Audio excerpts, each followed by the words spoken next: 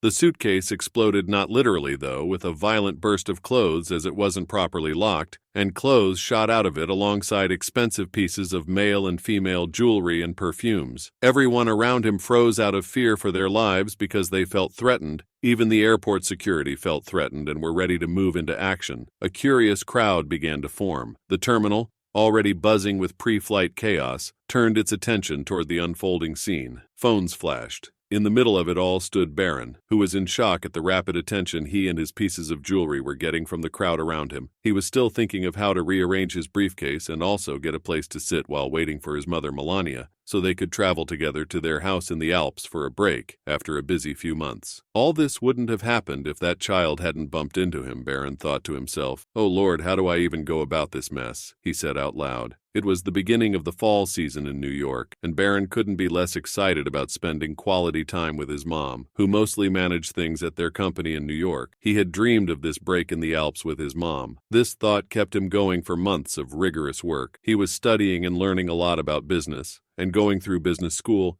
he could one day lead his family to the next level, as his father Donald Trump had always said. Barron was slowly getting to the point where he would handle responsibilities and finally reach the top to run his family's business. "Excuse me, sir, please, I would have to ask you to step aside," Jerry, one of the security officers in the airport, said, while moving toward Barron with his taser in hand. He was calling for support on his security radio from his partners who were already on their way there to find out what was happening. "How is it even possible for someone like you to have such expensive pieces of jewelry with you? Please step aside from the bag and raise your hands," Jerry said with so much confidence. He was the first to get to the scene and was getting ready to apprehend the culprit. Barron was a tall, broad-shouldered, fine-looking young man who was constantly shown on TV. However, he had changed his haircut and looked different from the Barron projected on TV. He wore a black hoodie with sweatpants and a pair of sneakers. This made him look ordinary, like there was nothing to him. Who would have thought that Barron, the son of Donald and Melania Trump, heir to the Trump fortune from business done over the years, would be in a public airport alone without his security details? What was more intriguing was that his family had their private planes parked in private hangars across the United States. "I assure you, this is a mistake," Barron tried saying it, but Jerry and the other guards were way past waiting for an explanation. "Look, I can explain. I was just trying to surprise my mom since we hadn't been together in a while. Hence the pieces of female jewelry which are all over the place. The rest belong to me. But I swear, I'm not a threat.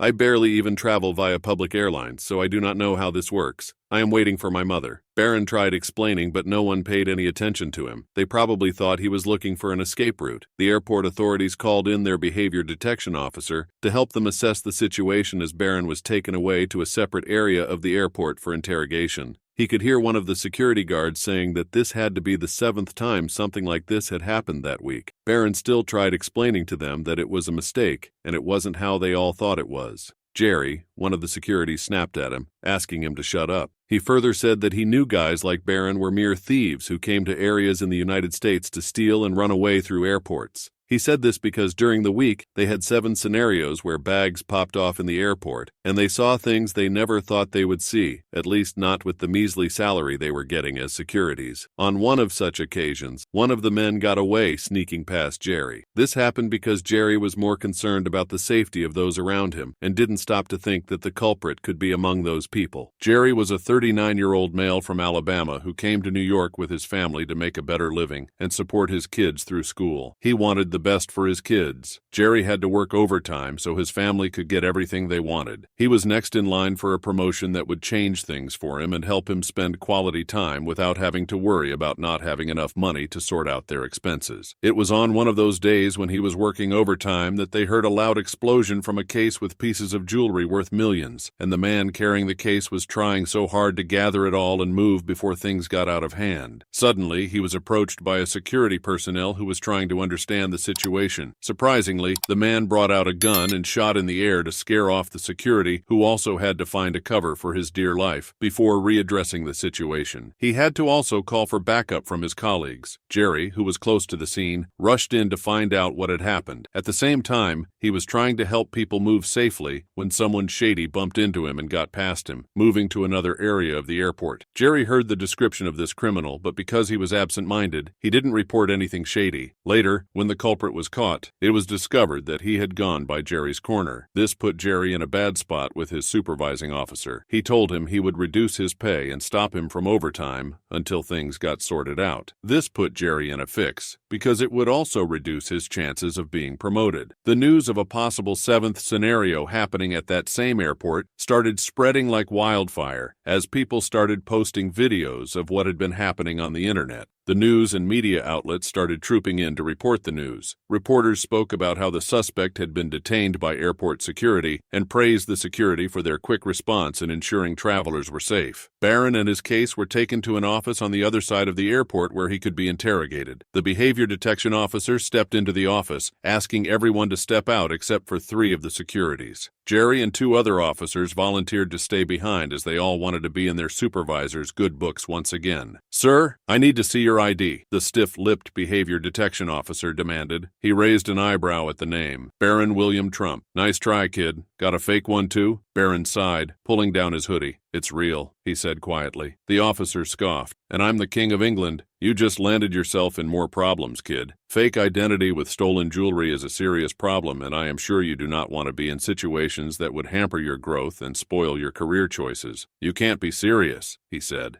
Frustration from the whole scenario and the unwanted attention he had received started creeping into his usually calm tone. "Just call someone, and you will get your response because I am not a fraud. The jewelry in front of you were bought, not stolen. Do you have a receipt on you that can prove that? From all I can see, you look nothing like the Barron Trump we know. And what is stopping you from calling one of your buddies, probably one whom you already sell stolen goods to, for him to back you up?" Jerry snapped at Barron, making Barron uncomfortable and making him wonder what beef Jerry had against him. "I know a fake when I see one, Junior," the behavior detection officer said. "Now either you tell us the truth now and start looking for a plea deal to reduce your sentence, or we hand you over to the cops who would show you no mercy and dig the truth out of you." "I am telling you the truth and nothing but the truth. You can call my mom and she will confirm. I was supposed to wait for her because she was stuck in a meeting with members of the board of directors," Barron said, regretting that he allowed his security details to go back to their families, just so he could be ordinary and look ordinary without drawing attention to himself. At about that time, Melania finished her meeting and was getting ready to go to the airport when her head of security entered the office. "Excuse me, ma'am, but there has been an incident at your chosen airport, so we might have to reschedule or use another airport. I recommend using one of the Trump private jets for security reasons." "What is the problem?" Melania asked and was shown a video footage of what had happened in the airport. Melania first smiled and agreed that she would go with whatever choices her head of security made, but they had to call Barron and inform him of the change in plans. Melania tried calling Barron, but there was no response. She kept getting his voicemail and was getting seriously worried, so she called Max, the head of his security details, who was supposed to be with Barron. "Hello, Ma," a voice said on the other end of the phone, and with a sigh of relief, Melania asked, "Max, why can I not reach Barron, and shouldn't you and the rest of the team be with him because it sounds like you are at a festival of some sort? Where the hell is Barron?" "Ma'am, we were all relieved of our duties when we got to the airport. Barron asked every one of us to take 2 weeks off before coming to the Alps to meet him and prepare for our return in a month, Ma," Max said with concern, not knowing what was going on.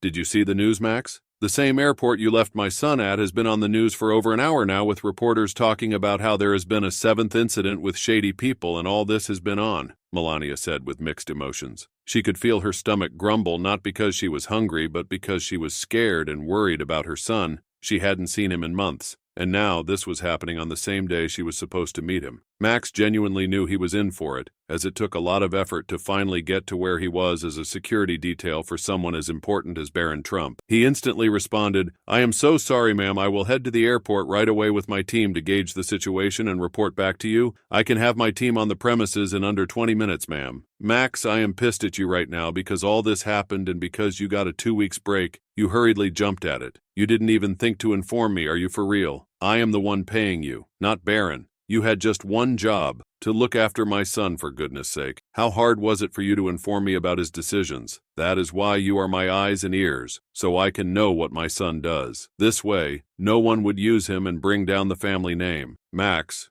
pray, and I mean it when I say pray that nothing has happened to my son. Otherwise, you would have bigger problems to worry about. I paged my team with the details of all that's been said so far, and they are inbound to my position. We will be there soon," Max said apologetically as he got off the phone and grabbed his gear to meet his team. At the airport, Jerry was throwing a fit because the behavior detection officer said everything Barron said could be true. So they needed a way to confirm but weren't getting anywhere. So Jerry took it upon himself and told Barron he had two options: get arrested and spend time in jail, or he could leave, and the airport authorities would sort out what to do with the items he had stolen. Barron refused, saying, "I can't do that as I didn't steal anything and didn't fake my identity." However, those words fell on deaf ears. The rest of the security personnel, including the behavior detection officer, left the room, leaving everything to Jerry to handle since he was the one who caught Barron, and they were cool with his choice. After seeing that things were going nowhere with Jerry, Barron made up his mind and told Jerry that he had no right to treat him the way he did. Already furious, Jerry slapped Barron on the cheek and told him there was nothing he could do since someone as miserable as him had no way of buying jewelry like that. He also told Barron that if he ever went to court, there was no way he would win the case because they knew his kind of person. Barron was still speechless. He felt a pull on his collar and looked to see that it was Jerry pulling him by the collar and taking him somewhere. They came out of the door and it looked like outside of the airport, but with an entrance different from the one Barron had entered through. Jerry threw Barron out the door, kicked him, and told him to crawl back into whatever hole he had crept out of.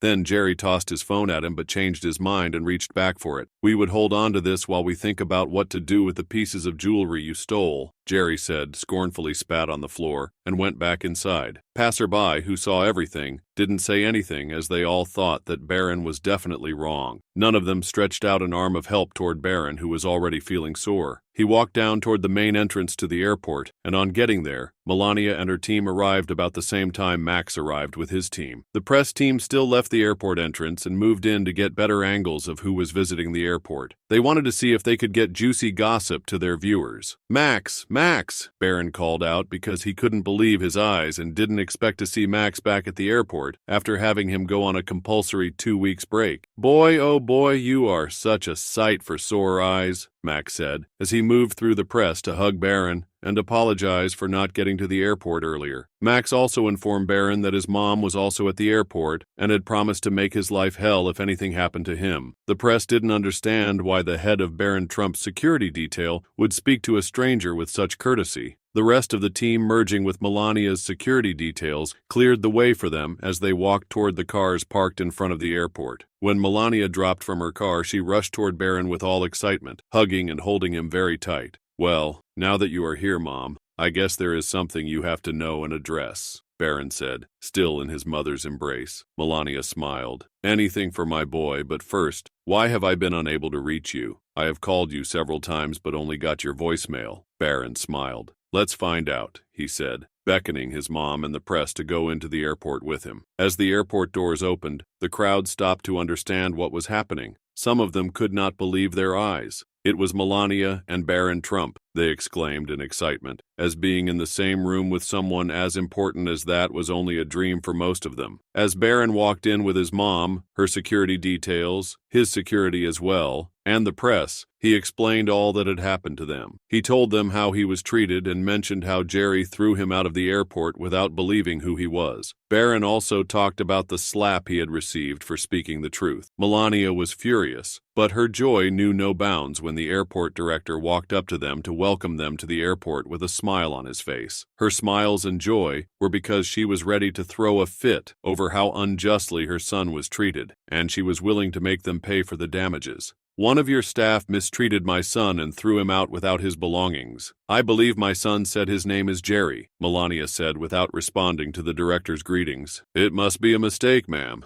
That would never happen. If your son was truly in our airport, he wouldn't be with these people. He would be elsewhere to avoid making him uncomfortable. But I would also like to know if that is true because we had an incident earlier today," the director said. With that, he called the security supervisor to his side and asked that those who handled the case this morning come forward so they could sort the misunderstanding. Jerry and the other officers who handled the case came from various positions to answer their supervisor's call, And on seeing Barron with Melania Trump, Jerry couldn't hold himself and tried to run away. He was filled with regret after remembering how he treated Barron. Unfortunately, he couldn't run because a large crowd gathered around them. "Jerry, why don't you come and explain all that happened today to everyone?" Barron said, walking toward Jerry with a smile. Jerry swallowed hard while explaining all that had happened, his voice full of regret. He realized he could have looked deeper into the matter without treating Barron as he had. Melania, facing Jerry, cooled into something glacial. "I trust you know who he is now. Mrs. Trump, I didn't realize." Jerry stuttered, his bravado crumbling. She tilted her head. "You didn't realize," she repeated slowly. "Would you have treated someone else's child like this?" Silence. Thick, uncomfortable. Then came the twist. Barron smiled at his mom and said, "Mom, please don't be so hard on him. Obviously, I know how he felt with how things had been these past few days, and adding his encounter, I understand why he did that." Facing Jerry, he said, "Sometimes you have to be able to put your emotions and feelings aside while you work to avoid situations like this." Barron said to everyone, "If I was here with my security details, all this wouldn't have happened. However, because I came here and looked as a commoner, I got the treatment similar to a couple of other commoners who use this airport." He added, "I was treated with disrespect, and my rights were taken from me, which should not have happened. Commoners are also humans and as such should be treated with love. Just because you are in power doesn't mean you should misuse your authority or treat people differently. Instead, treat everyone as equals. That way, most of these scenarios wouldn't have to happen. Today, I was a victim. Tomorrow, it could be any of you." Barron urged people to treat each other with equality,